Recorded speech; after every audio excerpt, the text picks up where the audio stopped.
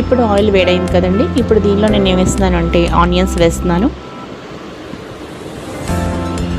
మొత్తం ఆనియన్స్ అన్నీ కూడా చక్కగా కట్ వేసుకున్న తర్వాత ఇప్పుడు నెక్స్ట్ నేను బెండకాయలు అన్నీ కూడా వేస్తున్నాను.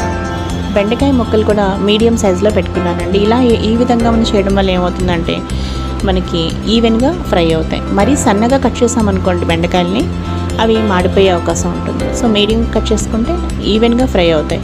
అలాగే సాల్ట్, అలాగే పసుపు వేసి ఇంకా మూత పెట్టకుండానే నేను ఫ్రై చేశానండి. ఎందుకంటే మీరు మూత పెట్టారనుకోండి మళ్ళీ అవి జిగురు వచ్చేస్తాయి అన్నమాట. సో మూత పెట్టకుండా చక్కగా ఈ విధంగా ఫ్రై చేశాను. కావాలంటే ఒక 2-3 స్పూన్స్ ఆయిల్ మీరు పడితే వేసుకోవచ్చు, నేనైతే వేసానండి. ఇంకా లాస్ట్లో రెడ్ చిల్లీ పౌడర్ వేస్తున్నాను.